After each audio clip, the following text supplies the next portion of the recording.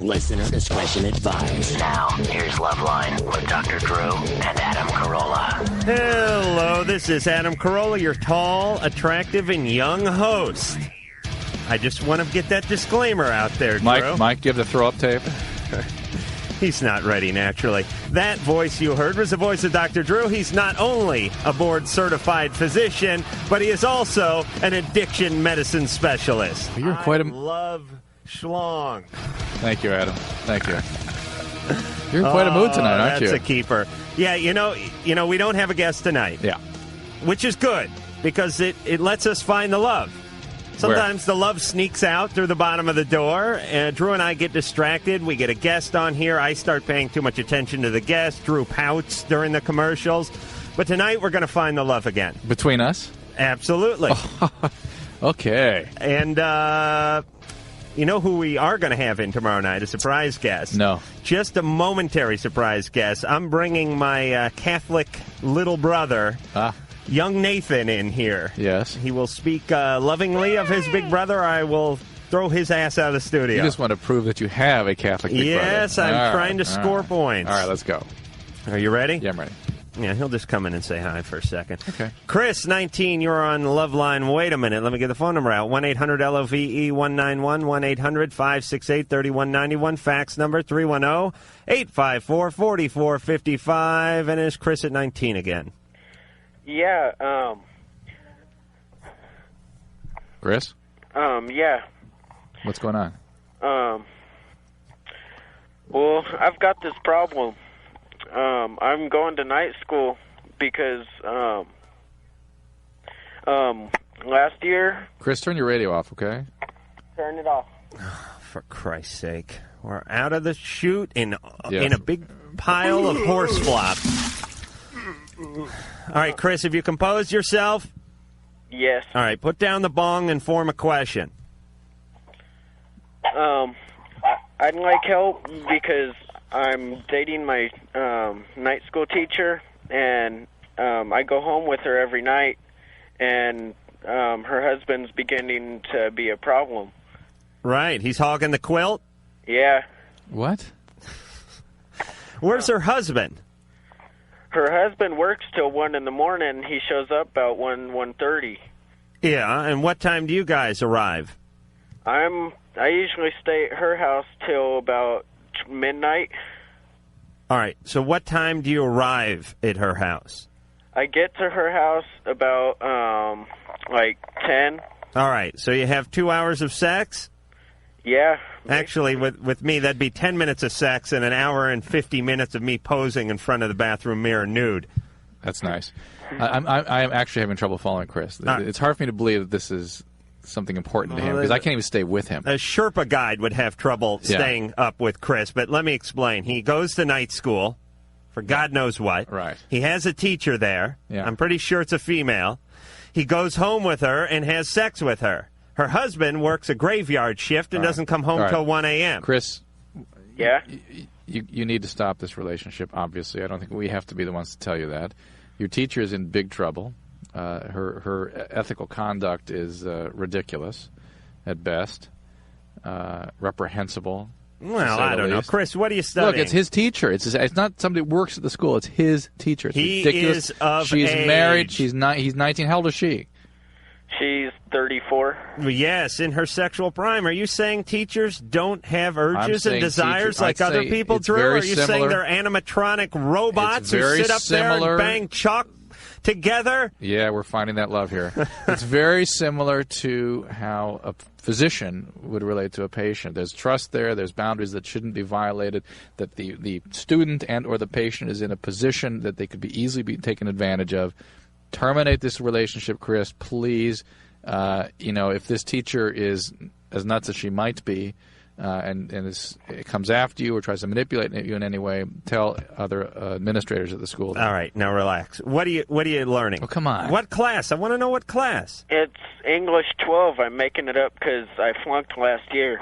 Okay, and she's just teaching you a little grammar over there, a little bedside grammar. Nothing wrong with that. And Drew, don't tell me you haven't chased a little elderly patient tail in your time. I have not.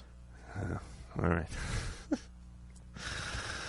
Chris, Hey, we just talked to a Chris. Chris, 23, you're on Loveline. Hey, guys. Hey. Well, I'd like to start off by giving a testimonial to Ann. My girlfriend was having problems having an orgasm, and her, I guess, pub trick that she talks about, it worked pretty good. So. Why, thank you. I'm so happy to hear this. All right. Right on. And, Drew, I want to say you're a credit to your profession. Thank you. Appreciate it. Okay, but my problem is my girlfriend... Well, what about Engineer Mike? He's doing a decent job. Yeah, he's all right. All right. Is there anybody else here? Adam, you're a good guy. Oh, yeah, right. Okay. Okay, Chris. But, okay, here's the situation. We both just graduated from college, and I took a job in Chicago, and she's still looking for a job. But, you know, now since I'm working, she wants to move in with me, and she's pressuring me about marriage and dropping all these hints. We've only been together for about almost 2 years in August. So. Only. Yeah, 2 years is... And I'm still a young guy, you know? Yeah, we would support you on that. I mean, the statistics on young marriages are abysmal.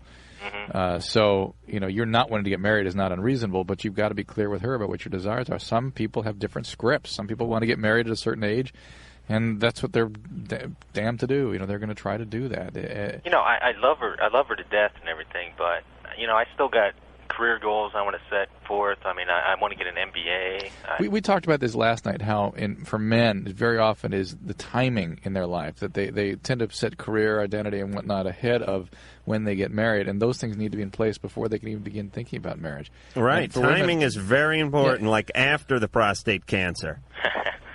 So, Chris, just be honest with your girlfriend about what your intentions are. Think about when it is in your life that you're likely to want to get married. Here's what I would suggest. And be honest about whether or not she's actually the person that you could actually get married to. Here's what I would suggest to all the young male listeners who are trying to weasel their way out of getting married. Go, I don't know, go to the library or something and get some statistics on marriages and their failure rates and the ages. Yeah. Am I right, Drew? Yeah, but, you know, I don't know if you'll get through with that. I mean, it might be helpful ammunition. Ammunition? It's a war against marriage. Take cover. Craig, 18, you're on Loveline. Hi, Adam and Drew. Hey. I have two questions. The first one has to go for Drew. Drew, Yeah. Me and my girlfriend have anal sex, and we were wondering is there any side effects to it? You know, like... Yeah, I mean, it's not the healthiest thing you can be doing. Are you wearing a condom? Sometimes. Sometimes. Well, for her, I don't know what your risks are for sexually transmitted disease, but that's to be a receptive partner in that kind of a behavior is a very efficient way to contract a sexually transmitted disease if there's one there to be transmitted. Oh, there's the beeper. Craig, let me hop in while Drew tends to his beeper. Okay. Because I have a theory about anal sex and men. What is your reason behind being behind your girlfriend? Well, I think it's just more enjoyable. Mm-hmm. And then, you know, of course, afterwards, like after we have it, we end up having sex too. Uh-huh. And she likes it that way because I end up lasting longer. Yeah, I'm guessing if you could get some anal sex, you could probably get some straight-ahead sex, too. I'm guessing if it's the same person. Can I ask something? Yes, Producer Ann. Why is it more enjoyable? Why for guys? Go ahead, Craig. For Craig. Well, I think it's more... it feels more enjoyable because she's tighter.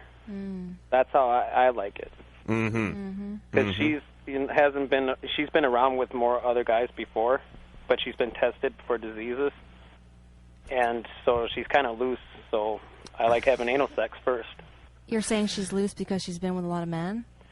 Well, I think it's because of that, but I'm not sure. Drew? Not likely to be the case. How old is she? She's 16. Oh, she's 16. How many guys she been with? Like 6 others. All right. Believe me, she is not loose from those 6 guys. She's loose because your penis is small. That's your theory, huh? What theory? That's fact. I just got the data handed into me. All right, Craig? It's obvious. But I have another question. Oh, make it fast. What happened to Ricky Rackman? Fantastic. He went to another radio station. He did? Yes. Okay, I'd like to say hi to my friend Craig. And all right, you big jackass. What the hell's going on tonight, Drew? The calls have been weird since last night, too. Have they? Yeah. Let's try this. We got to get these people. Oh, yeah. All right. Yeah. What am I supposed to trust your instinct now, No, Drew? no. Sarah, 27. You're on Loveline. Hi, guys. I want to get you back on the right track here and say not only do you all there do a wonderful job, but I'd also like to say that Susan, Drew's wife, is that her name, right? Mm-hmm. She does a wonderful job to be able to take care of those kids and Oh, let me tell you. give up her own identity, and I really would... Let me tell you, Sarah, there's a whole family of illegals living at Drew's house taking care of those kids. Hey, there should be. You know, she's going to come down here with a hatchet. She is this close to killing me. Yeah, she is. Oh. No, she does. It's a phenomenal job she has to do, and plus with my hours and things. And But she does do it. I must say, in her defense, she does a wonderful job of cracking the whip in front of all the nannies. Well, that's great. No, I would like to have her back on the show. She was just hilarious. She really put Adam in his place, and I think it was a lot of fun. Yeah. But I just wanted to say thanks to her, because I know she's listening a lot, and Great. you guys do an excellent job. Thanks, Sarah. You guys have a nice night. Oh, boy, that was it. That was an all right call. All right. Nothing wrong with a little butt licking once in a while. DJ, you're 19. You're on Loveline. Hi. Hey. This story might Adam might like, and the question goes for Drew though. About 2 summers ago, got involved in the Truth or Dare contest. Got into a very sexual thing. And eventually became friends with one of the females from it. And that female became very obsessive with the idea that no one loved her. So that female purposely got herself pregnant by 2 different people, not me, to have a child. And since she's had the child, though, I've seen her and just out of sexual desire, we've had sex. But I'm afraid that she's, fallen in love with me the same way she wanted to have that child. Right. All right. DJ, does she have 1 child or 2? She has 1 child, but there were two people that inseminated her. How old is she? She's currently 18. Wait a minute. 2 people inseminated her? She had sex with 2 different guys. And then got One pregnant. guy did. But they don't know. They don't know who the father is. Is that right? Yeah, she did it on purpose because she didn't want a father for the child. Right. Who will win? The person with the better swimming sperm and that? And did they have sperm races? Here's Seriously, the question. Drew, how do you know? I mean, You don't know. Some men have more powerful sperm than others? Somebody is going to get there. And so, if natural selection is totally efficient, the more better surviving sperm will get there. Stronger, the taller the stronger guy. sperm, right. All right, with the bigger brain. DJ, the question is, at what age was this woman first sexually abused? Sexually abused. Or do you know anything about her past history? Do I know? Because this is a story of somebody with rather profound characterologic problems, and in fact, it is accurate that you worry about these kinds of obsessive preoccupations if she gets her hooks into you, or if she becomes attached to you. She's somebody who has intense, chaotic relationships, probably as a result of some significant trauma when she was growing up. DJ, have you ever talked to her about that? Imagine speaking to the person you have sex with. Isn't that an amazing concept? Don't be condescending at this early hour, Drew. DJ, you're having sex with her, right? No, not anymore. I've had twice I've had intercourse with her, but the only thing is I see her when I come home from school, and I'm away at school 9 months out of the year. Mm-hmm. And every time I see her. All right. DJ, it does not take a scientist to figure out that the girl has some problems, especially in the field of relationships. And you, as a guy who does not want to get involved with those problems, should steer clear of her. You shouldn't be cruel. You shouldn't hurt her in any way, but you should definitely get out of there. Do not lead her on. And she's one of these people that some people you wave to them and it leads them on. So that's how I was in high school, actually. Must have been very painful. It still is. I bet. DJ. Yeah, I understand what you're saying. Steer clear. It's trouble zone. Some women and men are basically, when you drive along the side of the freeway and there's some construction going on and they got cones and they got lights flashing and there's a flagman there going, move along. Keep moving. Nothing to look at here. That's what you have to do. You have to put your hands... That's what you're doing. You're doing for him. He's just driving by. You're the flag man. Move along. Yeah, okay. God, I wish I had one of those Caltrans flagmen at a lot of parties I've been to where I've tried to talk to women. There really should be the dating flagmen where you're talking to someone and you're going, so who invited you to the party? And they're going, I killed my last husband because he was weak. You want the dating flag man to go, okay, nothing to see here. Move along. Keep it going. 10-2 on the steering wheel. Drew, you got another call? Yeah, let's go. Mm-hmm. Phil. Yes. 21. How you doing? Hey, that's what I like, a little energy. Well, I've been drinking a little bit tonight. All right. Thanks. That's fine. Thanks for sharing. Whatever works for us, Phil. Go ahead. Right on. Well, I'm having a real hard time dealing with a breakup. She just broke up with me about 2 months ago. I don't think I should be feeling this bad after 2 months, but The average period of feeling bad after a breakup of a bona fide relationship is about 6 months. really? Yeah. Yes, but but Average. the heart knows no statistic, Drew. Although I must say, Phil doesn't sound all that cut up about this. Well, he's loaded. Yeah, I'm loaded. Phil, listen. Phil, first off, stay home tonight. Yeah. Don't do any of that BS where you have another 12-pack and you head over there looking for some chapstick that may have fallen out of your pocket and got wedged between the sofa pillows in 1972. Hell no. I want my chapstick. I'm not leaving without it. No. Phil. No. Phil, it hurts, don't it? Yeah, it does. How long did you go out with her? 3 years. Oh, yeah. 3 Since he was years 18. with her.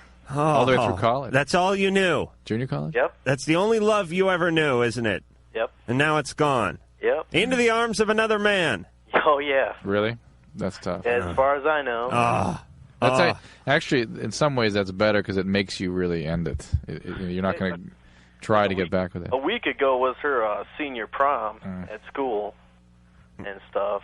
She's what, 17, 18? Yeah. Oh, no, 3 years. You met her when you were 15? When she was 15? He was 18. Yeah. All right. Phil, chalk this one up to experience. And everybody gets to go through this, and God forbid you should get married. I mean, it has to end in some fashion. Right. So you can continue I want it to end. I want it to end for her, but at the same time, I can't help feeling that this girl is the only one for me. Right. Just like I couldn't help feeling that Stephanie was the only one for me, and Drew couldn't help but feel that Broomhilda was the only one for him back when he was a senior in high school. Everybody feels that this is the only one for me, but they don't give a rat's ass about the other guy and the other girl. It's kind of weird. But that one you think is the only one. Yeah. Yeah. Yeah, Phil, she isn't. Obviously, she's not. Yeah, I suppose so. All right. I can't help feeling, though, I want to kick his ass so bad. All right, Phil. Relax over there now. That's the Paps talking, isn't it, Phil? Probably. Listen, Phil, sleep it off tonight. Tomorrow, you pull yourself up by the bootstraps. You hear me, Phil? Yeah, I hear you. You shave in the morning, you understand? Okay. And pluck that hair out of between your eyebrows there, the one that's making a monobrow.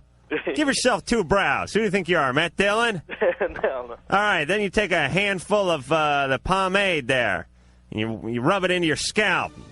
You take that comb, the one that never breaks, and you slick your hair back. Okay. You go in the closet and you pick out something flirty.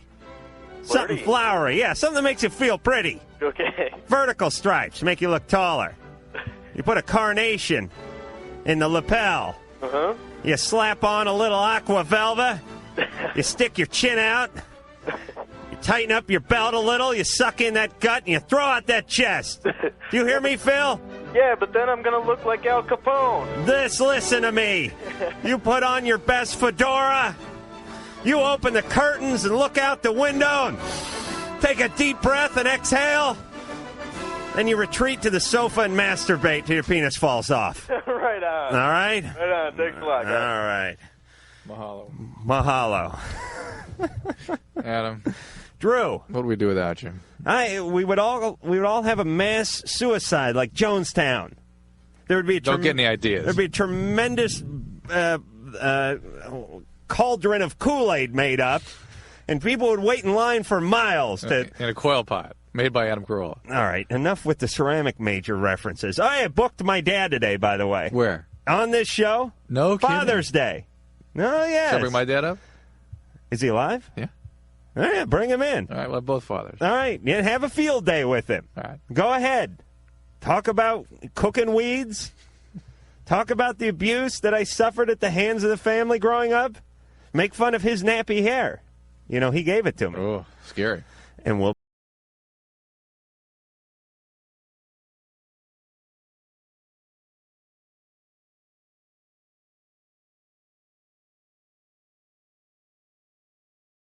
And I am raring to go. I am chomping at the bit, Drew. I know you are. I am going to heal every mofo person within the sound of my voice. Are they healed now? Absolutely. 1-800-LOVE-191, 1-800-568-3191. Then be the phone number. Here be the fax number.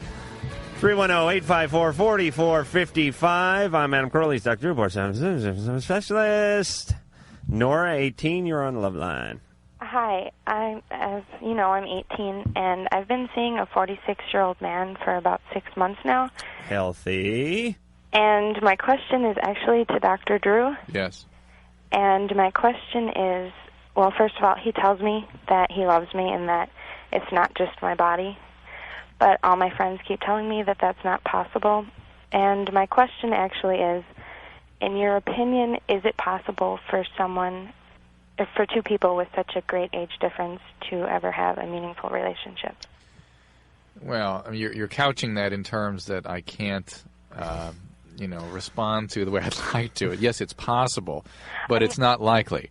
And if you look at the data on pregnant teenagers these days, the vast majority are impregnated by older men, substantially older adults. Really? Yes. And the reason that the laws and whatnot are in place to protect young people is that these are typically abusive or at least exploitative relationships that are not good for you. You're 18. You still need to become an adult and figure out what it is you want from a relationship by developing with your peers. You have an adult who has a very fixed idea about what he or she needs. And I'm not just including men in this. I mean, women, I think if this were a young man calling, I'd feel similar. People are not quite as outraged because when an older woman gets with a younger guy, they look at her as more of a tutor than a girlfriend. They assume it's going to end, and she's just sort of and showing him the sexual ropes. Right, that's a good point, and that sort of points out the differences in how young people particularly experience physical relationships. For you, Nora, are you having sex with this guy?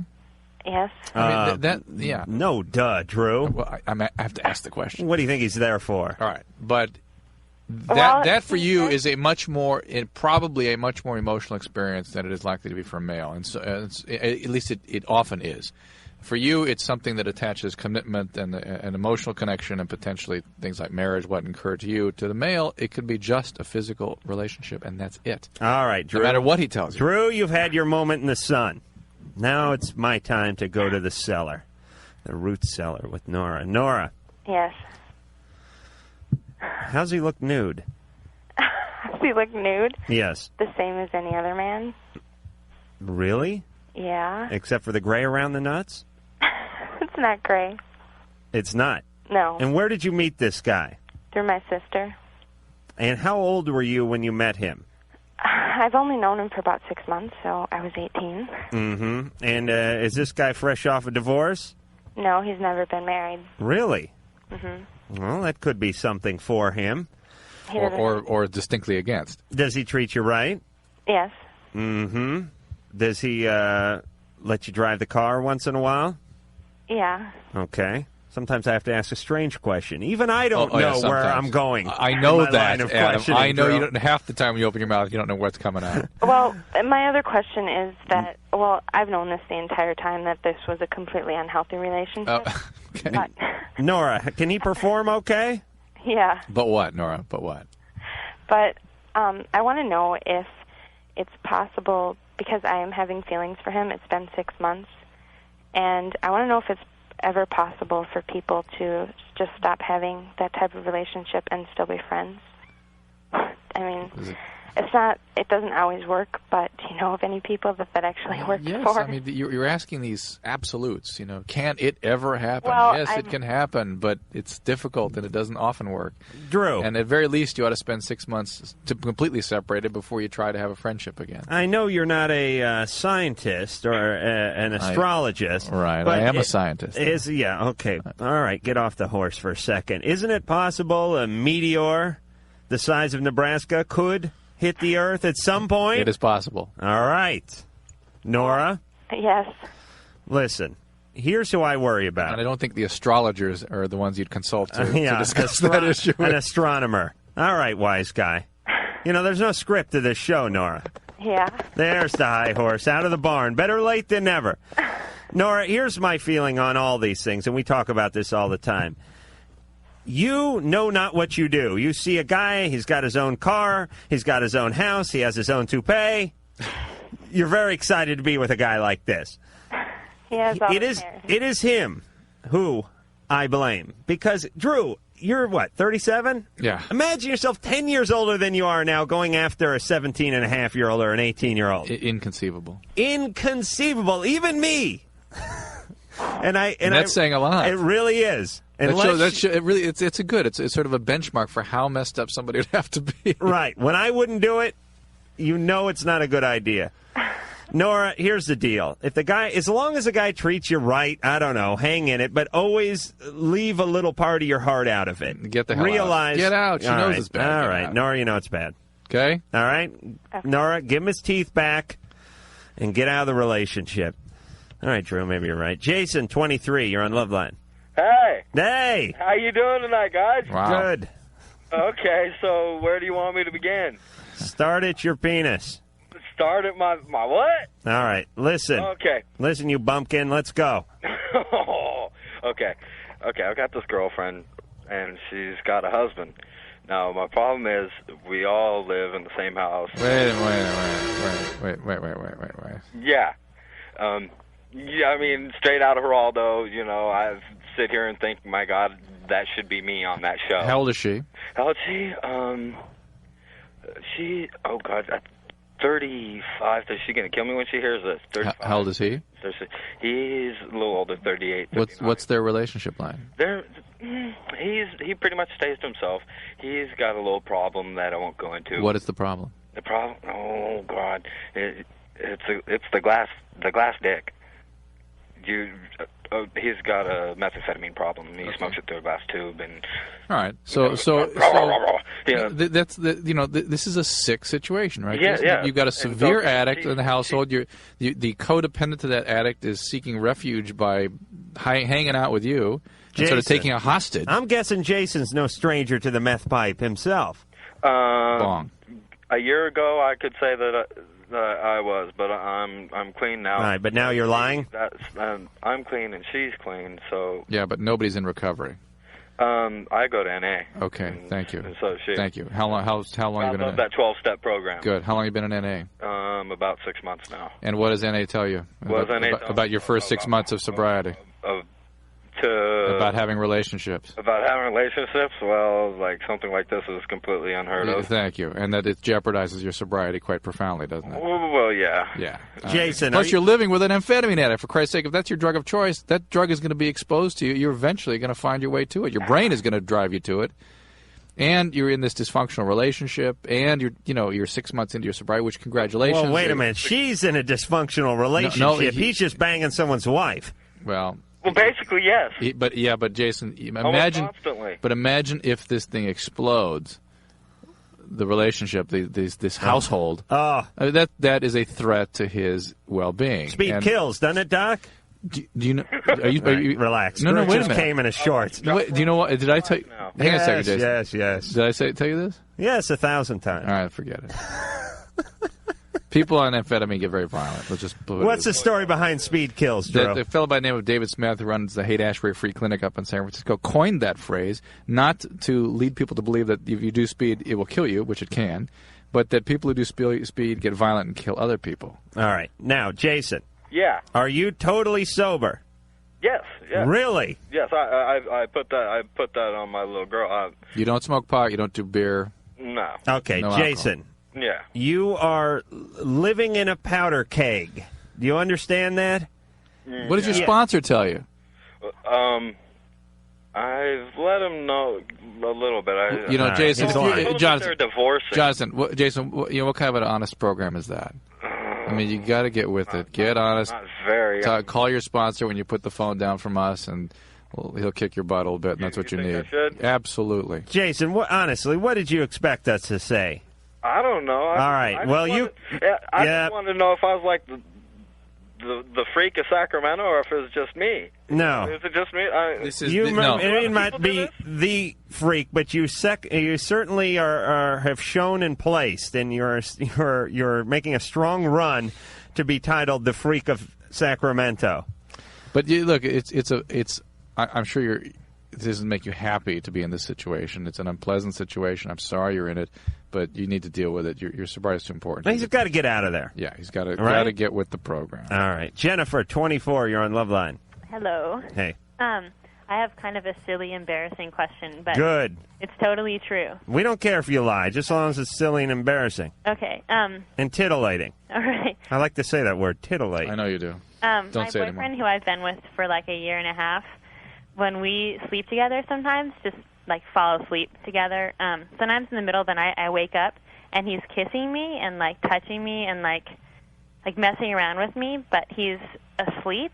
Mm-hmm. And last night it got to the point where he was almost having sex with me, and I think it's kind of strange. And then he kind of wakes up and like goes into it, but it bothers me, and I think it's kind of weird sometimes. Have you discussed this with him?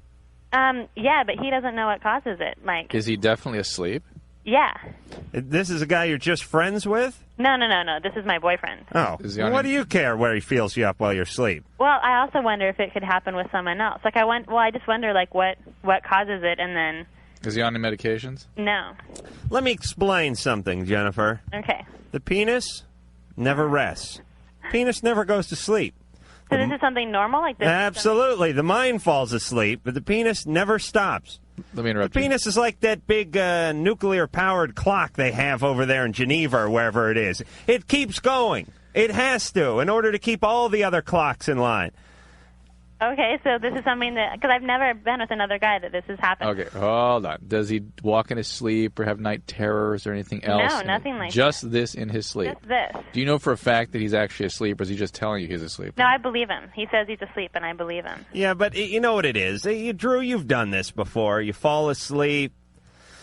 You get an erection, you start rolling around, you feel the pressure, the blood's out of the brain, it's into the weenus, you start feeling a little amorous, you roll along, you pop it inside, your dog gets very upset, scurries into the next room. You know, you've been there, haven't you, Drew? Drew? No. Well, then... It's normal, Jennifer. It's totally normal. But probably. So what if he was with a friend, like sleeping in the same bed? Could the same thing happen? No, he knows where he is. But maybe that's what this is all about. Maybe he's reserving that story for an excuse in the future. Oh, that's diabolical, Drew. You set it up this way, and then you have yourself an affair with a couple of hookers at some brothel and claim that you've just fell asleep in the heart-shaped bed, that the coins that you'd fed into it to get it to do the cyclo-massage action had lulled you to sleep. You woke up, you were half asleep with this erection, and you put it in the first open orifice you could find. That is brilliant.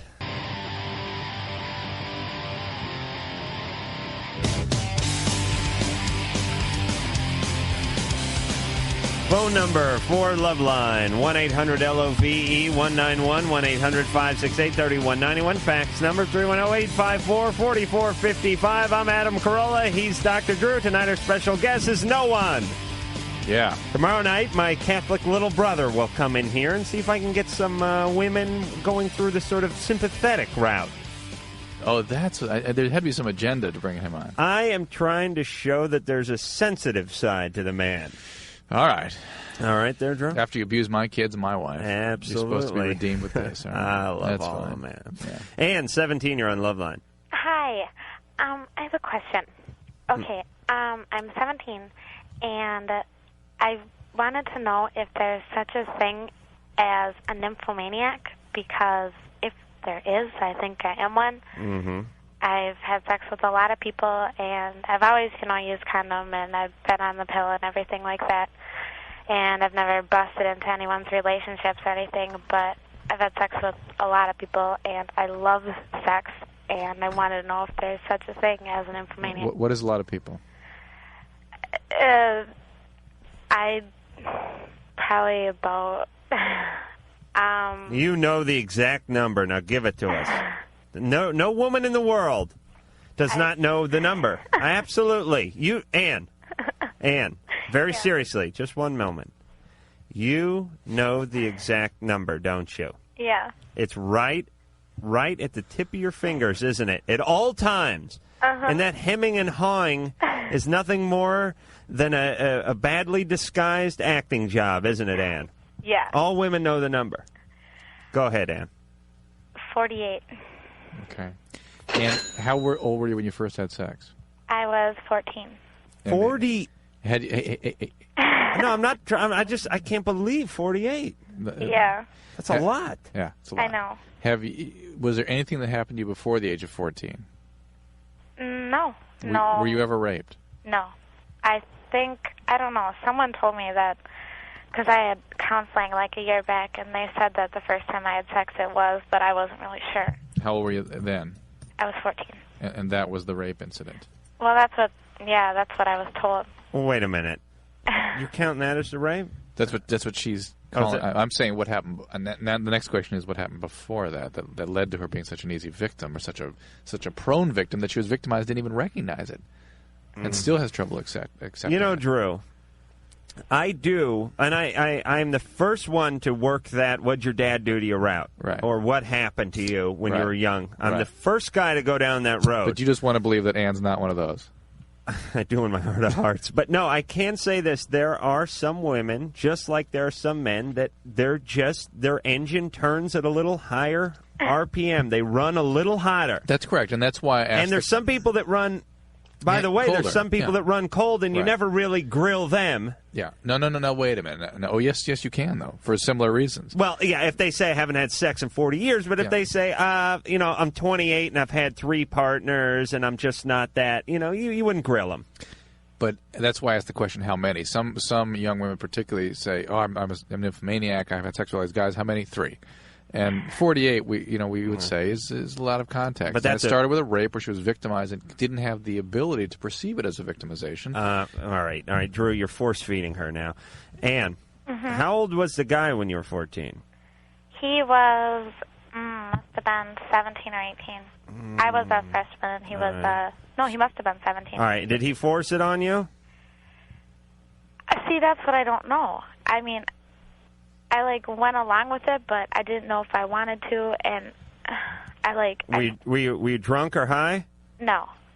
Okay, so... But a lot of times since then, I have been. Right, but Drew, I'm sorry, but I'm not counting that as a rape, because, and here's what I want to say about rape very quickly, and I'm going to get a big load of crap for this, but rape is a horrible, traumatizing thing to do to a man or to do to a woman or do to anybody. Rape is horrible. And when you take what Ann did, which was basically sober as a teenager, get hooked up with a guy 3 years older than she was, and go have consenting sex, if you call that rape, then I believe it diminishes the people that were really raped, where the guy broke into the house and held a knife to their throat. Okay. But this is, and we're not going to be able to get beyond the basic question. And let me just answer what you asked, and that was, is there such a thing as a nymphomaniac? And basically, that is a category that I don't think has any real meaning today. That people who do a lot of sexual, what we call acting out, usually have some significant emotional or characterologic problems. It's why we're going towards asking you what happened in your childhood that led you to have such problems with intimacy and self-worth that you need to act out in this manner. So it's nymphomaniacs usually implies sexual acting out that is not particularly enjoyable and is sort of self-destructive, and that's usually the situation in which you're describing. Yeah, and Ann probably isn't enjoying it as much as she claims to, or she wouldn't have called up and presented it in the form of a problem. And really, people find true meaning from intimate, empathic connections with people, not from physical, fly-by-night. On the other hand, you cannot totally rule out the horn dog factor. Drew, Gary, 24, you're on Loveline. How you doing? Hey. Got a question for either you, Adam, or Dr. Drew. Me and my wife have been married for almost 3 years now, and she's got a son from a prior relationship, and we had a child ourselves, and we just had our second child, which actually makes our third. Mm-hmm. And question is, during her second pregnancy with me, I was in the Army, and she was very, very sexually active. During the pregnancy? During the pregnancy. Huh? And with you? Yeah, with me. Oh, okay. And the thing is... You had to ask. Well, I had to ask because he said he was in the Army. I thought he was stationed somewhere. But, I mean, I would be sound asleep, and I'd wake up to either her going down... Okay, all right. No, wait a minute. Now we got Wait a minute, you were sleeping? Yeah? I would be sleeping, I'd wake up to her going down and me climbing on top. Can you imagine if we hooked her up with that call we had about 10 minutes ago? They'd just be banging away and no one would even know it. And during the third pregnancy... The sleeping call, Drew, with that puss on. What happened to your brain? And with our third baby, she didn't want sex hardly at all. During the pregnancy? During the pregnancy. I was the aggressor. I wanted it. Is that a common thing with during pregnancies or what? Not that I've heard of. But how is she after the pregnancy over? Yeah, the pregnancy. Everything okay now? Oh, everything's fine now. She's wanting it, and then don't worry about it. It's just one of those anomalies. I mean, for Christ's sake, she had to take care of 2 kids at the same time as being pregnant. I mean, there's a lot of other things that factor into somebody's sexual desires other than their blood flow. Gary. Yeah. Let's not live in the past here. Right. Your wife was pregnant. She turned off the sexual hot plate for a couple of months while she got her thoughts and hormones in order. Right. Now she popped the kid out. And she's right back on schedule, right? Yeah. All right. Carry on, as they say in the military. Go forth and conquer. All right. Go forth and hump your wife. I think it says that in the Bible, actually, Drew. Cheryl, 23. You're on Loveline. Where? In the Bible. Where? Oh, in Job, 15. Yes? Yes, Cheryl. Hi, yes. Yes. Hi, my question is that the fact that I met a guy at a bar on Friday night, and we were talking and hanging out, and then I slept over at his place, and then Saturday we spent all day together, and we were going to play a joke on his friend. And his friend, Kevin, I called him up, and I pretended that I saw him at work and that I liked him and whatever, and he can give me a call. So that what happened, and then I started talking to the guy, Kevin, like intermittently throughout the past week.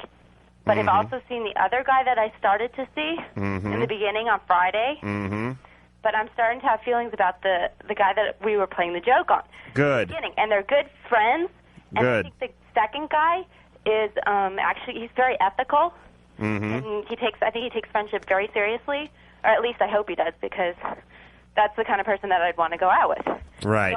Okay. So because you can't have him, that's why you want him. Well, we had this. Well, I don't know. Actually, I talked to the guy on the phone, and he sounds very interesting. We had a version of this call last night.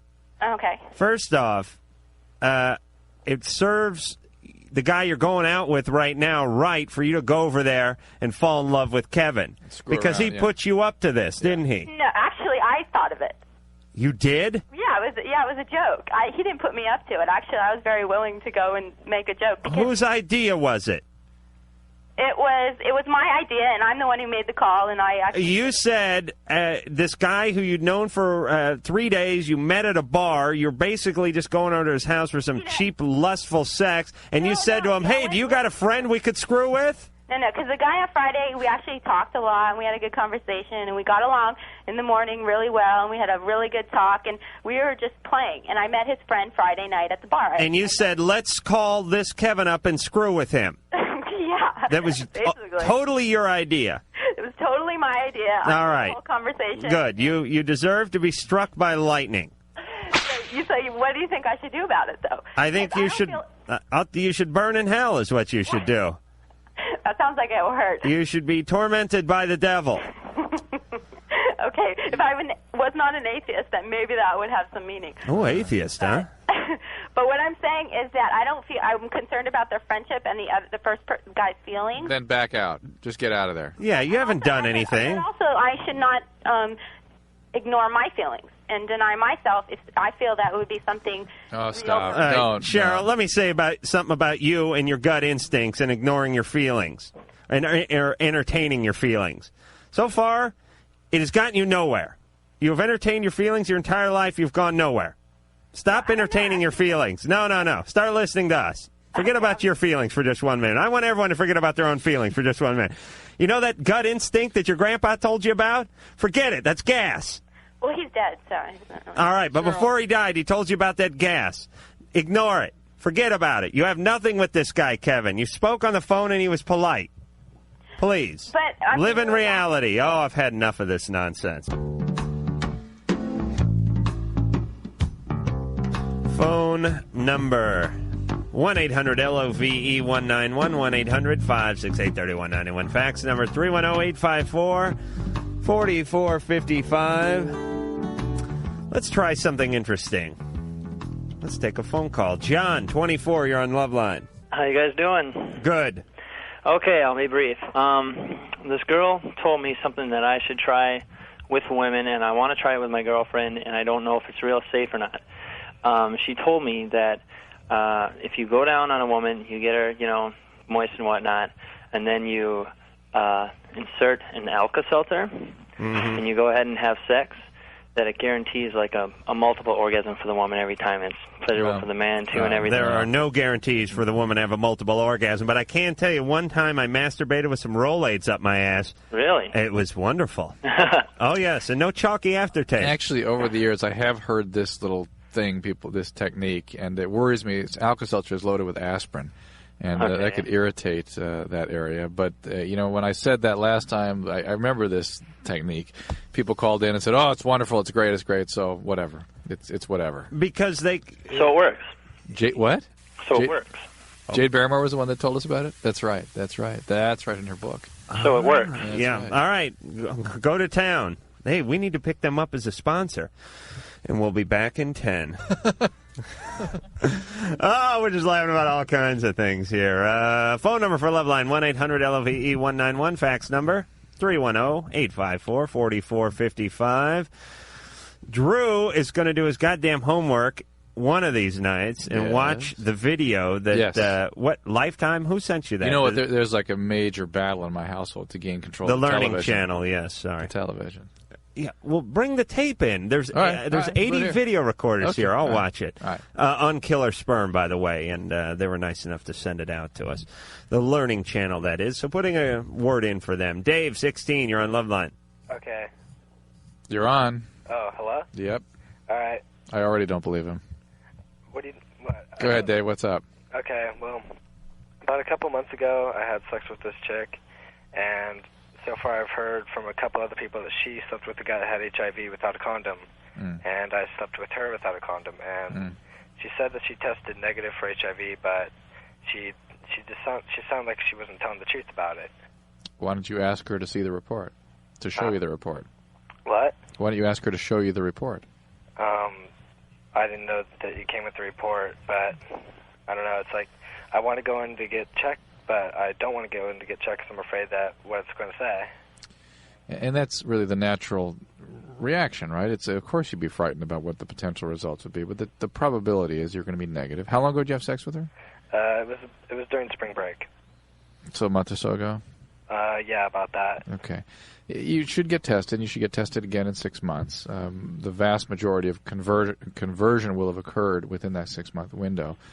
But it's real unlikely. It's how long is the window period? 6 months. 6 months? But it's real unlikely. It is. You first of all, she's probably HIV negative. You believe her to be HIV negative.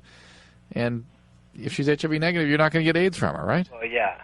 So relax, get the test done. If you want her to show you her report, most people will have actually the report. Well, most because people ask me for she that. had sex with this guy a couple times without a condom, and It is a very difficult disease to contract. It is an infectious disease, but not a contagious disease. Oh, Drew, wait a minute. You are poisoning the minds of the youth of America with that kind of talk. You are begging them to go out and have unprotected sex Which I'm with not. that sort of rhetoric. Which I'm not, and of course you should learn from this. You don't need to go through this anxiety next time. If you wear a condom, you will have substantially reduced your risk, and obviously that would be a much better. You'd feel much better about it had you worn a condom last time, right? But it is the fact is you probably don't have anything to worry about. I just examined a woman last week who had been having sex with an HIV positive male for 3 years unprotected, HIV negative. All right. Well, there you go. And Yeah. it's not that uncommon. Well, But I you don't want heard- to take any risk with such a devastating illness, but I just want Dave to calm down about it and look at the reality and get tested and be done with it. All right, let me ask you this, Drew. You say let's just say I had sex with somebody. Let's say I thought, my left hand was infected or something. Yeah, oh boy. And you'd be very likely to contract it then. You may not be likely to kill myself. But I would become ambidextrous in a heartbeat. But here's the deal. Let's just say I thought I may have contracted this disease. Right. You suggest that I go out and get tested the following day. No. You don't? No. But you're saying don't... All right, wait a minute.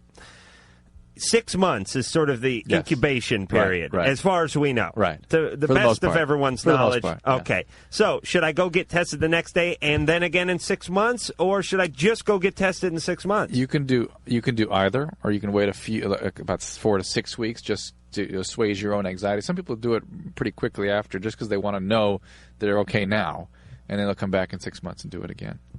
But it's most cost effective to just do it in 6 months. But here's what I'm saying: 6 months is the time when like if it's after 6 months, you don't have it, right? For the most part. Right. I mean, okay. So it makes sense if you can hang with your anxiety, which most people can't. Just wait the 6 months. But will it most of the time, if you have it, will it take in the first month? And just in some cases go all the way to 6 months. I want to know what percentage of people get it, and it shows in 2 weeks. I would expect to be around 3 months most cases. All right. Well, look into that. Come on, start doing your job. What the hell was that? Somebody hung up. All right. Hold on. No. I want to talk to this guy, Jim. Oh, hey. 25. You're on Loveline. Yeah, I got a question for Dr. Drew. Yeah. Okay. Me and my girlfriend, we have like sex, and like when I orgasm. I'm sorry. Yeah. Yeah. Okay. She says like it burns. Okay. Like. Hold on, Jim. How old are you? I'm 25. You cannot come up with the word orgasm? Well, I tried to, He's on the radio. Who are you, the beeve or something?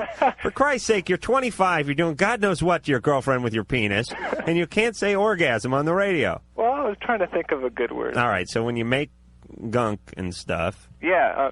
Okay. She says like it burns. Okay, and she says like all the time. Okay, it does it all the time. And it's like sometimes I guess it lasts for like a few days. All right.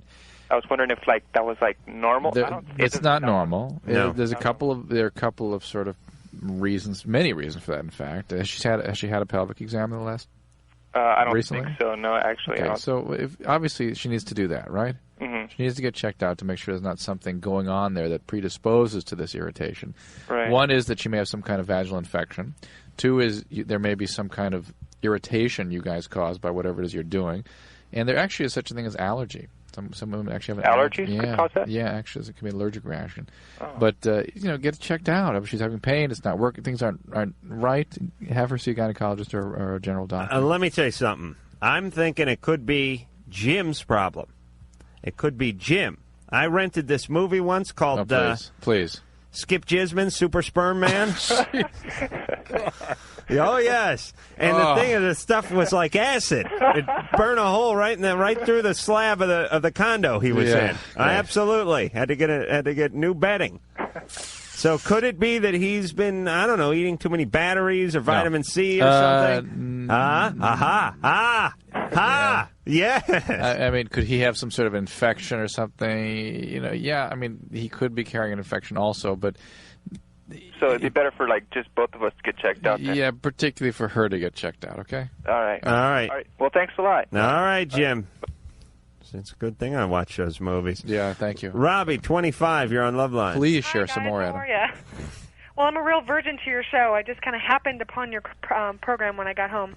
But my problem is, my husband and I have been, I would say, happily married for almost a year and a half.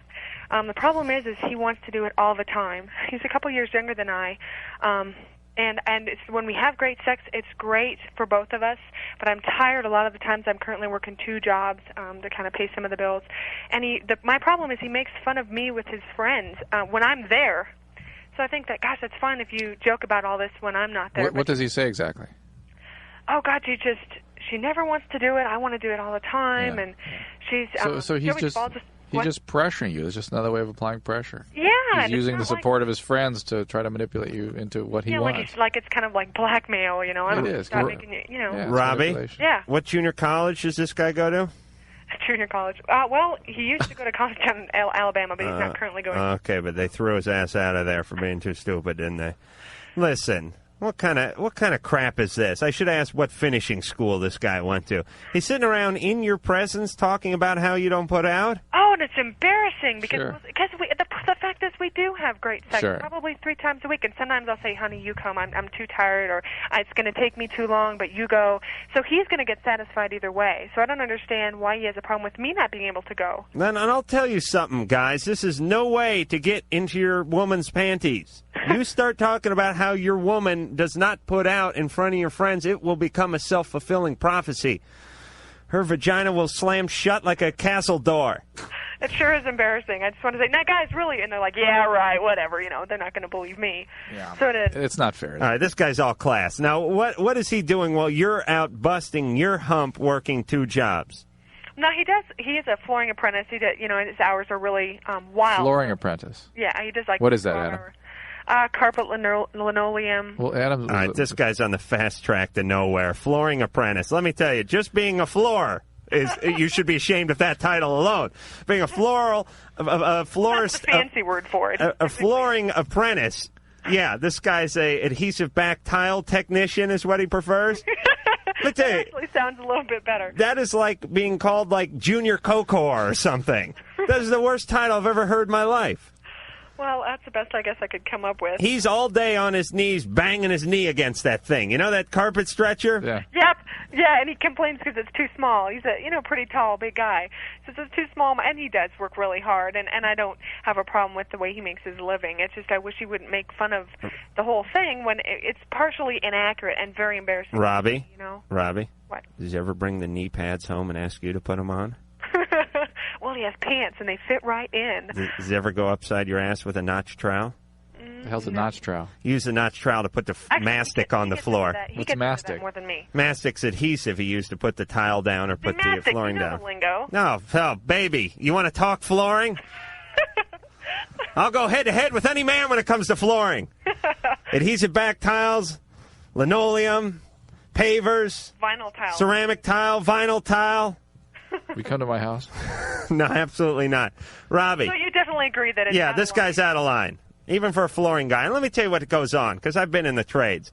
These guys work in a closed environment without much ventilation, and they're basically sucking up toxic adhesive for their entire... They're on their knees, they're down in all fours, and they're Really? just basically spreading this toxic, caustic mastic on with a notch trowel, and they're basically sucking the fence. It rots your brain. Well, I mean, inhaled hydrocarbons will do that. We'll dissolve your frontal lobes. Yes, absolutely. How long did you do it for, Adam? Years. There's actually Okay, something. there you go. Oh, jeez.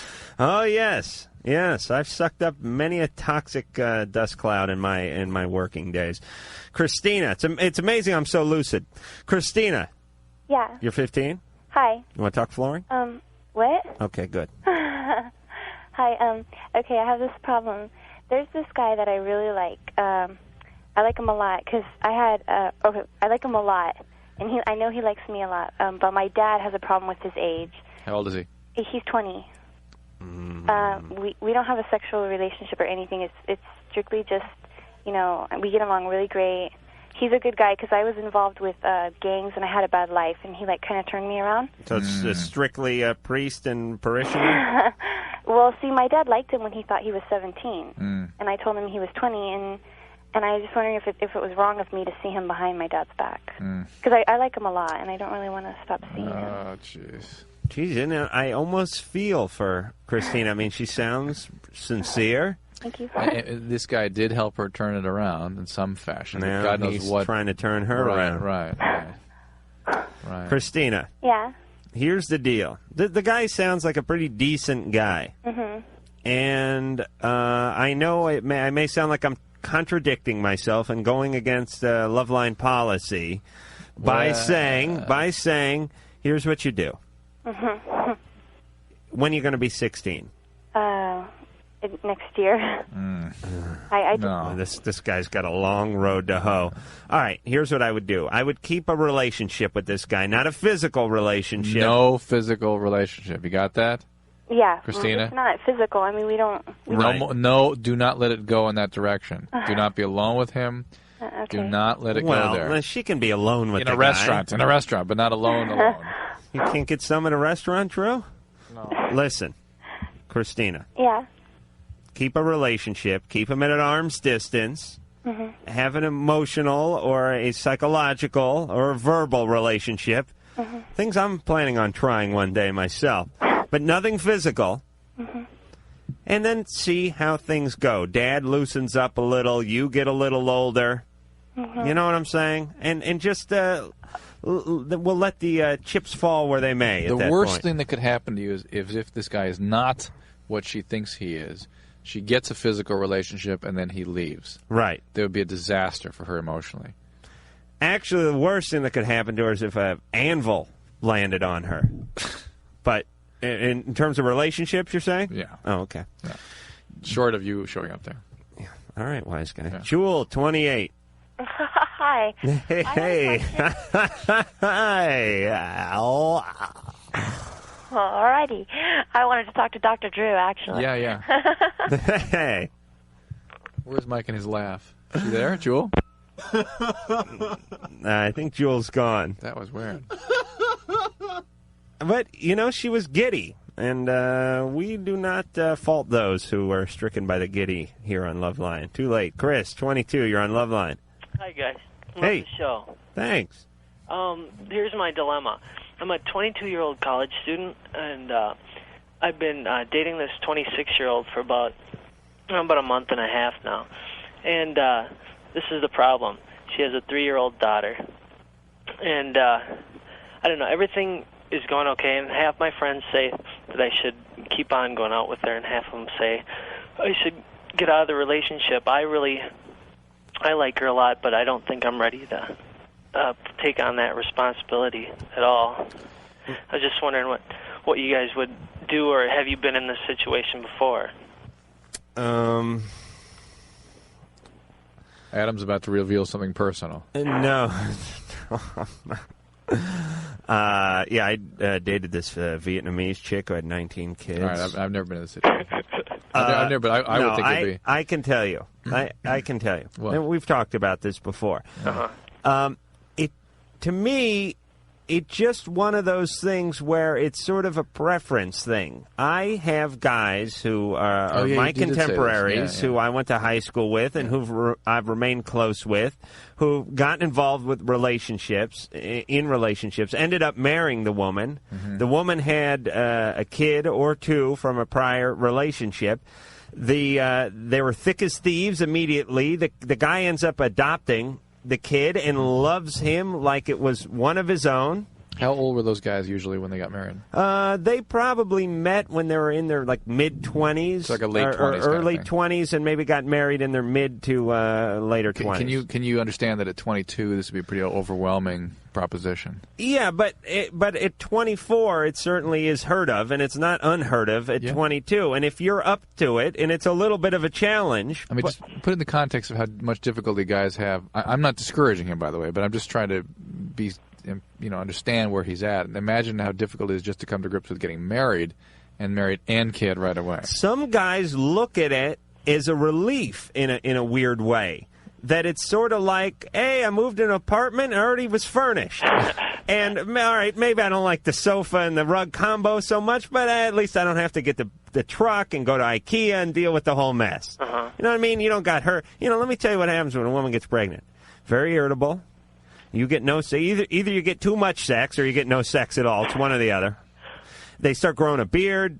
They get the acne on their back. It's a horrible, messy situation. And then if anything goes wrong, they blame you. As a matter of fact, even if it all goes right, they blame you through the entire process. Am I right, Drew? And when the child's delivered, there's usually an episode of and it's not like it is in the movies either. Yes, that's postpartum depression. There's blood and there's this thing called the placenta that comes sliding out, and it's a disaster, Chris. Please, you already have the kid. No mess. It's not like there's no umbilical cord to cut. There he is, all cleaned up and everything. Already got a sailor suit. Hell of a commitment to raise an adopted child. It is. So take it slow. Okay. Don't commit because you don't know. No. Don't listen to your dorky buddies. Okay. Are they going to junior college? No, we're not at junior college. All right. This is a 4-year thing. All right. And that's just what it is, isn't it, Chris? It's a 4-year college. All right. It's not a 6-year college, not an 8-year college. You hear me? Yeah. All right. Why is he 22 and still at that 4-year college? Then? Let me tell you something about my buddy Zeb. Zeb? Was he Zorbak's son or adopted son? This is Zeb. I hope he's listening. He lives in the Bay Area now. God bless Zeb. I went to high school with him, graduated the same year I did. He went to UCLA for a semester, a quarter, whatever they're on over there, and then he went off to Berkeley to go to school. Very prestigious college. You know, got his SATs in order and got his admissions thing and wrote a basically like a "oh come on" letter, and they let him transfer. I went to his graduation from Berkeley. Yeah. In 1987. Yeah. Okay. Right. Let me put some of these. I was 23 or 22 or something. He still has not graduated. I attended his ceremony. Ooh. He took the tassel, he put it on the other side of the cap and everything, threw the cap up, did the whole 9 yards. No We diploma. took a videotape. No diploma. Still has a few credits to complete over Very there. nice. So I'm saying, if you go 4 years, it's a 4-year school. Am I right, Drew? You're right. Thank you.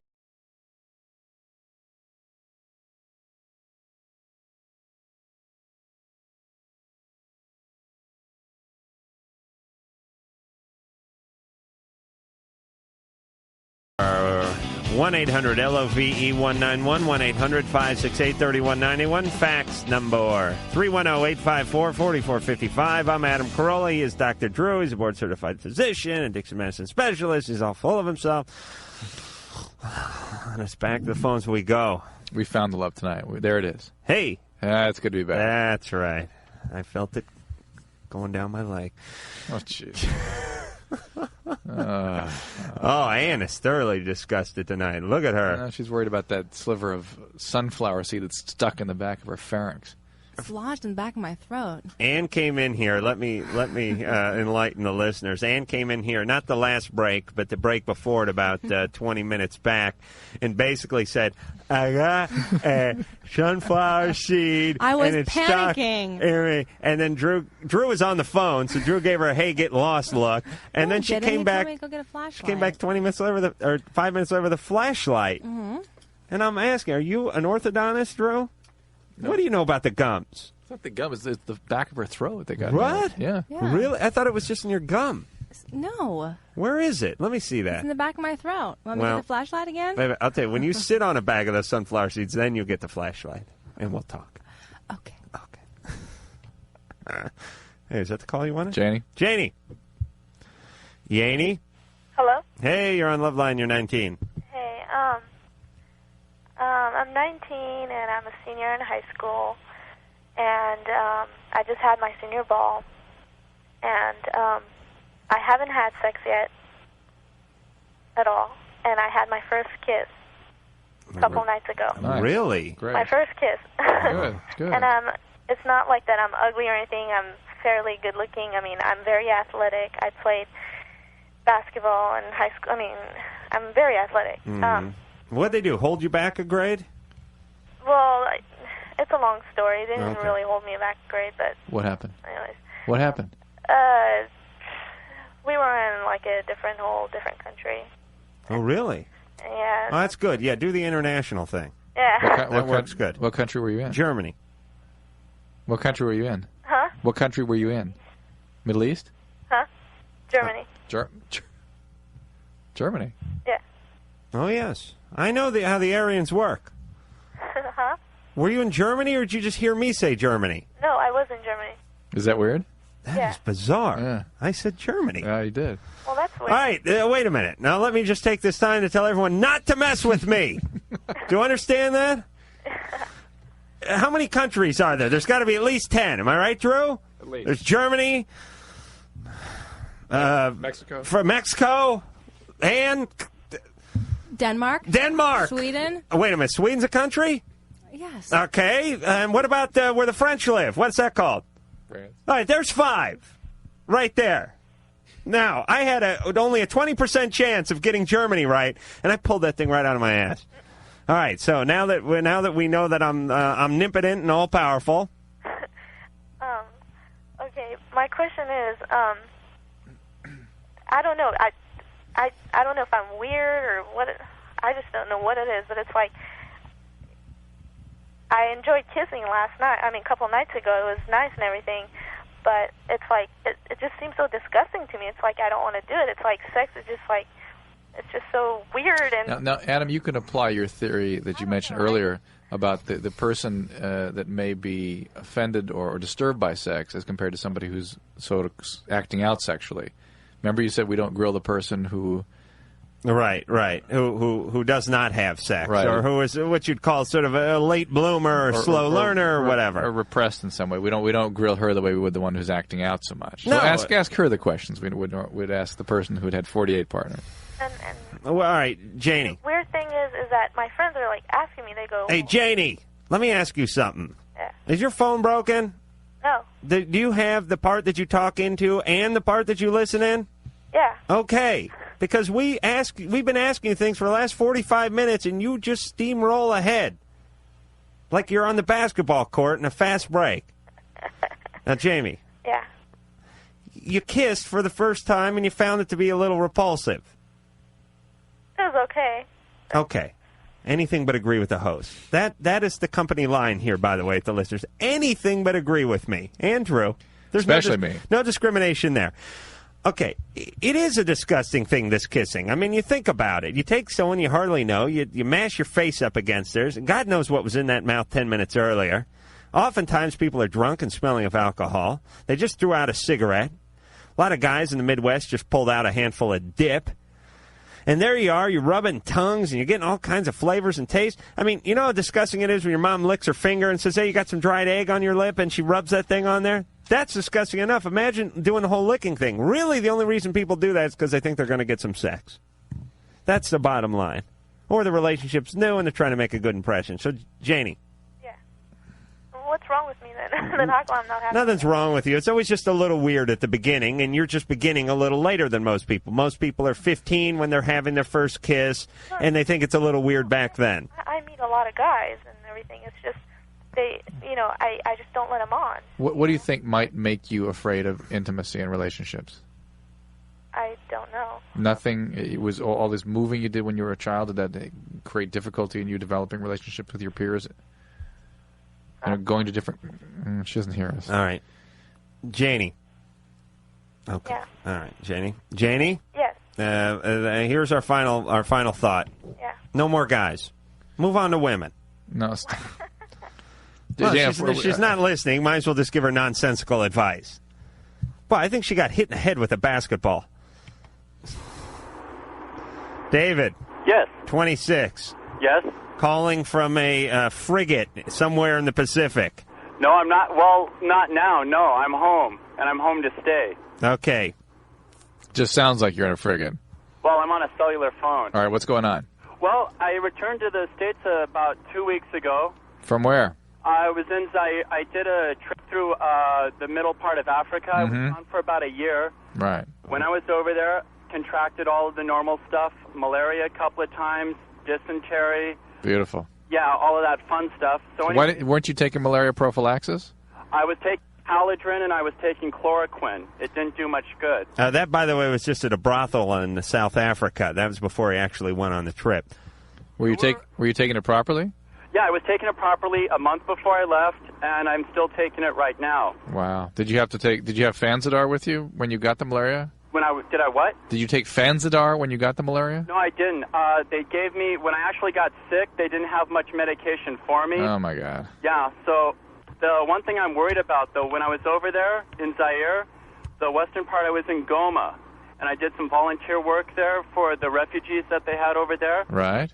Well, I got back into the States. They asked me where I was. They photographed my passport. And all of a sudden, yesterday, I get a call from the Center for, supposedly the Center for Disease Control. Right. They want me to come in and they want to test me. Right. And I asked the lady, she was pretty snotty on the phone. I told her, well, what happens if I don't want to come in? And basically, they told me I don't have a choice. they want to test me for just any infectious diseases that I contracted over there. I just wanted to know if I might really have to worry about anything. Are you sick? Not just from the malaria. That's it. Are you still ill, though? Yeah. I've had it a couple of times before. Are you still ill now? Well, wait a minute. Are you still sick, David? Well, I still have some of the symptoms from it, but that's it. I'm not like I'm recovering from it. So it's reasonable. You still having the fevers? Not anymore. Just Okay. a lot So it is reasonable to still have some smears done to see if any of the parasites are still in your bloodstream, right? Yeah. And God knows you can come back harboring other parasites and pathogens in the stool, particularly in the bowel, and so it's all appropriate for you to be tested for that. I mean, I would think you'd want to be tested to see to make sure. But why? They basically aren't asking me to do this. They're like. Well, but you could be, and for that reason, you're not going to do it in spite of it benefiting you, and you could be a risk to the public, to everybody else. Yeah, David, you big selfish fart. Well, I wouldn't go that far, but and also, it sounds like you had a chloroquine-resistant malaria, which is pretty serious stuff. No, going back to that, when I came back, they said apparently that there's the stuff is really resistant now to a lot of the medication. Right. So, well, what's that going to do for That's me? right. You can thank Dr. Drew and his colleagues, his golfing colleagues, for them building up strains that are resistant to the antibiotics because of overprescription. Right. This doesn't apply to this particular. I mean, we're not using antibiotics that cover malaria typically in Southern California. That's where you're wrong. Well, the malaria I have, that's the trick. They don't know exactly what kind it is. I understand. It's probably the falciparum malaria, it sounds like, and it's a pretty serious kind, and maybe there's some other strain. You're going to be helping the public welfare. All right. Please I'm go to getting CDC. malaria talking about this. David, what were you doing over there? Just Peace Corps stuff? Well, more or less, I went over there. I was on a vacation. I saw all the suffering. I wanted to help. Now I'm suffering. Wow. Okay. Well, at least you've retained your martyr status. But you know... Well, yeah, he can hear us. Go to the disease control thing so you don't give it to your kid's sister, for Christ's sake. And I got to tell you something, Drew. I may not be going over to Africa to save the world, but I have had my bouts with infectious diseases as well. You had a fungus. You had yeast. I was trying to bring some backyard fruit over across the Nevada line there once. Right. Got stopped. And? Had to make a break for it. Right. Where'd you put the fruit? I keistered it.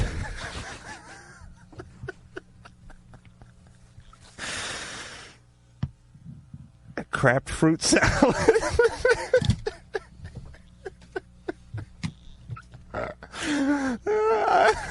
Drew, will you say something, please? We should break down.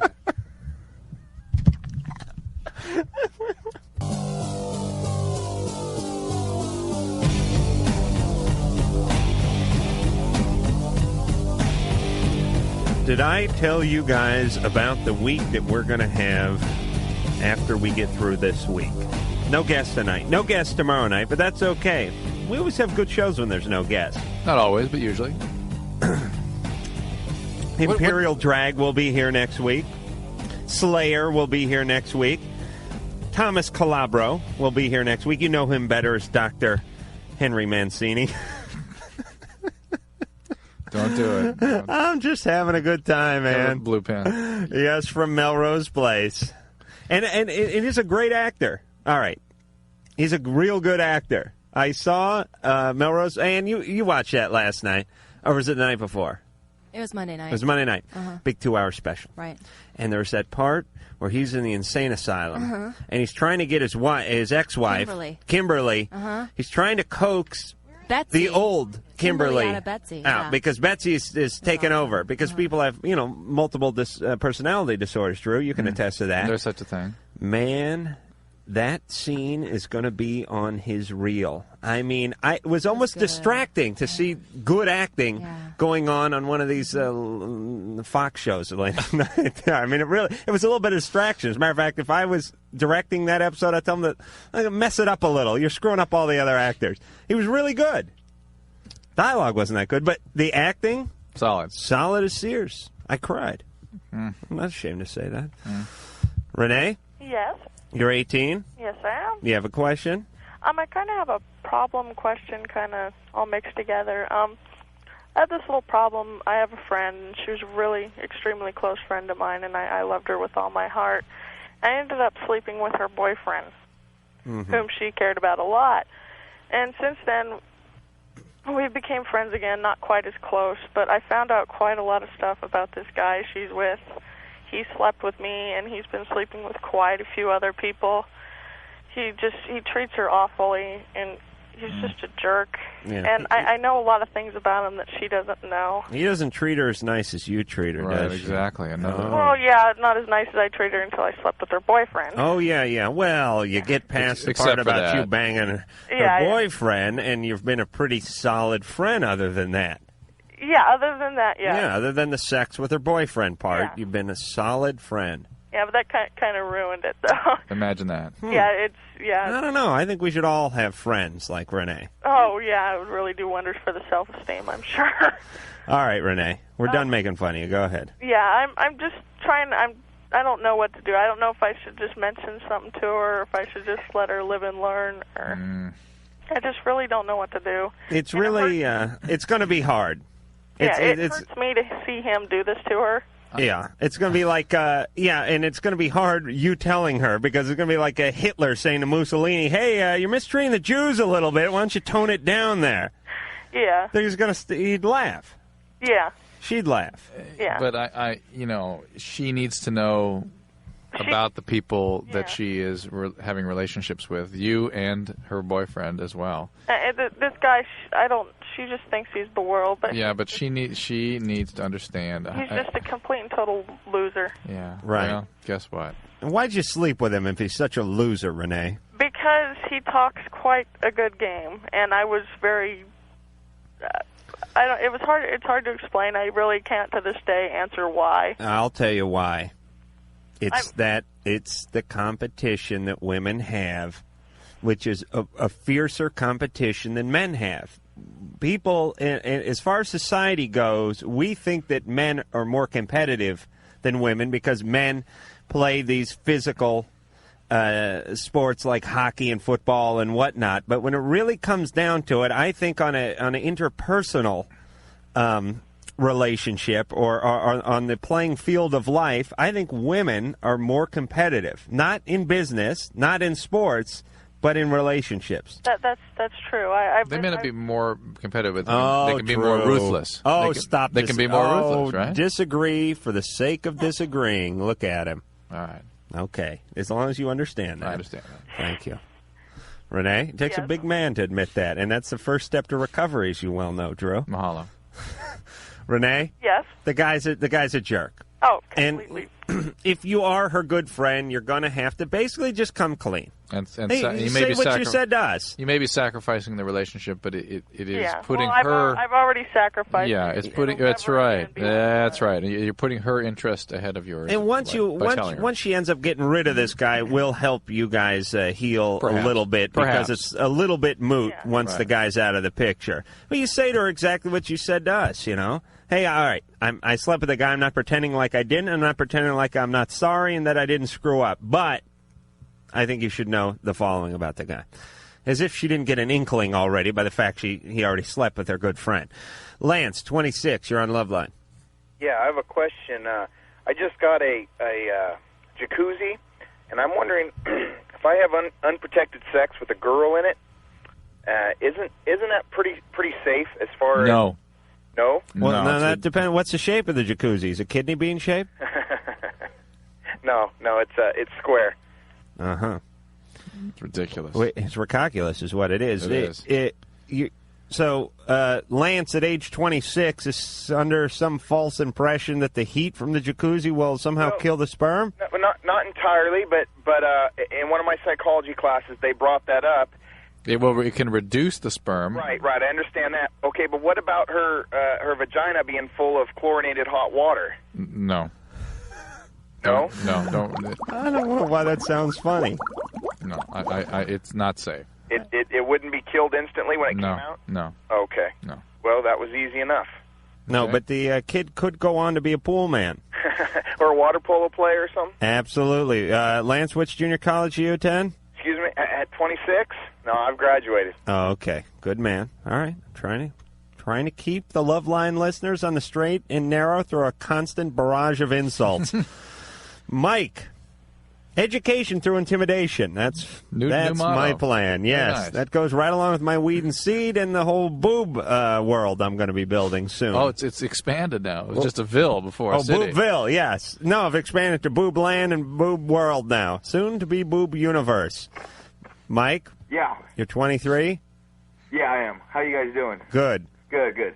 My question is this: somehow I've got a real addictive behavior. About a year ago, I started gambling, and it's affected my relationship with my girlfriend a little bit. And it started off where I was betting $50 a football game or something, and it's gotten to the point where, betting $5,000-$6,000 a week.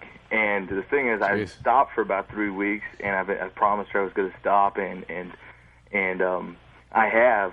My whole thing is this: is probably this question for Dr. Drew.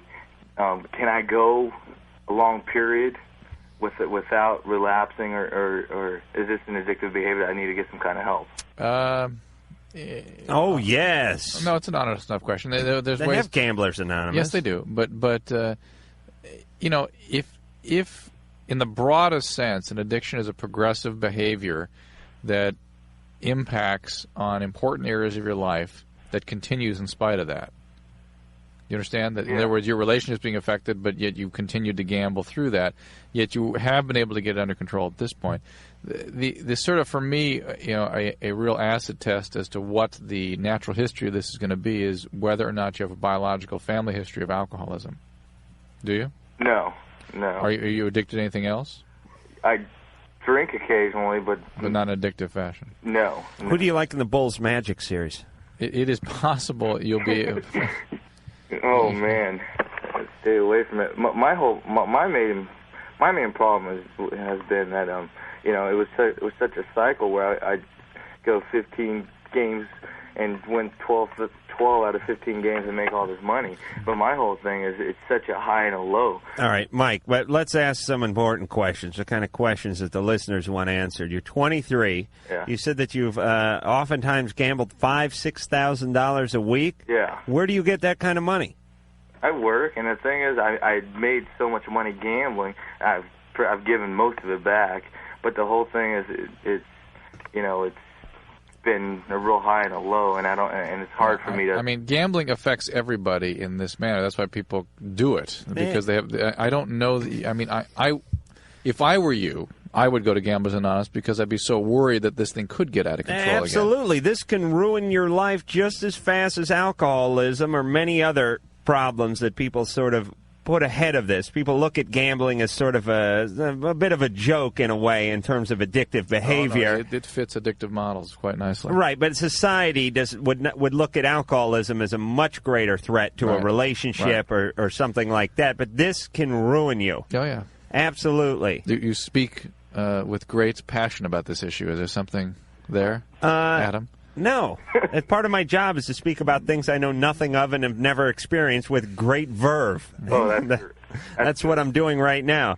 No, I know, I've heard enough stories about, Art Schleister and guys like that ruining their careers, Pete Rose and all that kind of stuff. It's very addicting, and it ruins you, and it's not that much different than any other addiction. Any other high. So the good thing is at least you don't have the sort of biological chemical thing that you're putting into yourself, but you do have the chemical, the serotonin thing or whatever your brain is creating. The dopamine and the endorphins that are released, but it does not. It's not the same biological intensity because it's not pharmacologic. All right, so go there on go get yourself involved with GA or whatever it is. Right, Gamblers Anonymous. All right, Mike. Take care of yourself. All right, $5-6 grand a week. And I'll bet his girlfriend was fine with him when he was winning. Because I bet here's the thing. When you win gambling, it's free money. And then you're free to buy all sorts of crappy stuff. That's why you go to Vegas once in a while. Mm-hmm. You ever go tool around Caesars or wherever? Money has no value, no meaning. And you look around and you see the gift shops. Yeah, it's weird. And you see some, golf shirt with the King of Hearts on it. And, Jerry... Lewis's autographed the back of the thing, and they won $300 for it, and you go, there's no way you'd buy that crap in L.A. Right. You or go anywhere else. $300 for those crappy tasseled leather shoes or whatever the hell they're selling. But there, if you just got off a hot streak, I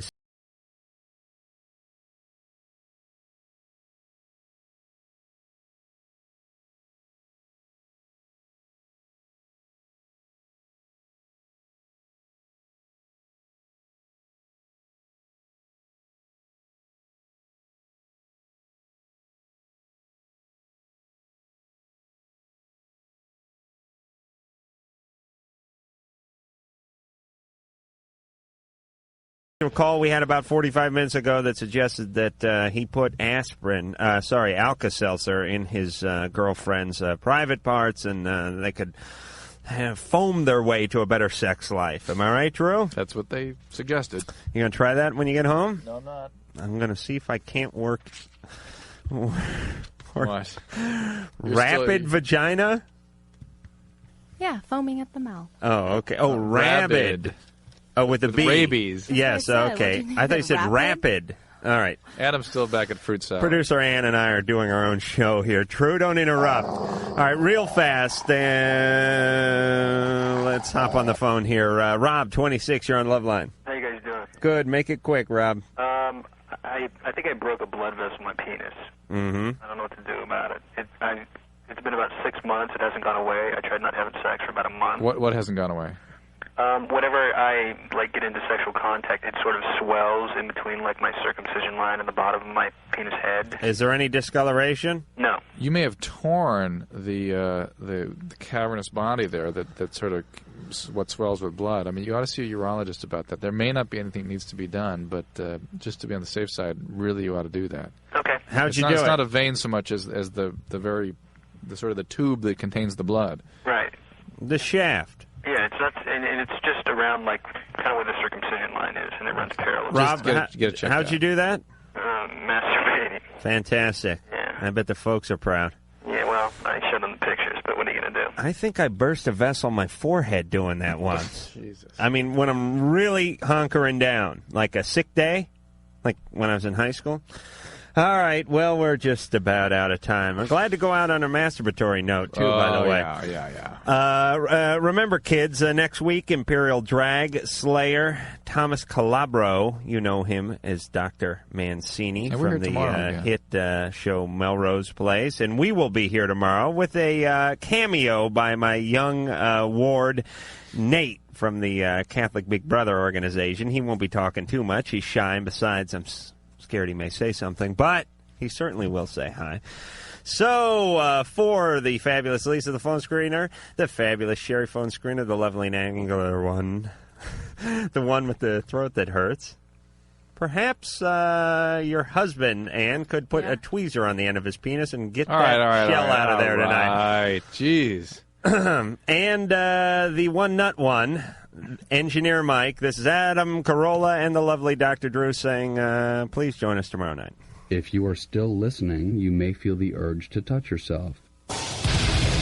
You've been listening to Loveline. The opinions expressed on Loveline, especially by Adam Carolla, are not necessarily those of the staff, management, or sponsors. Or even the character voices. Loveline, produced by Ann Wilkins for Westwood One Entertainment.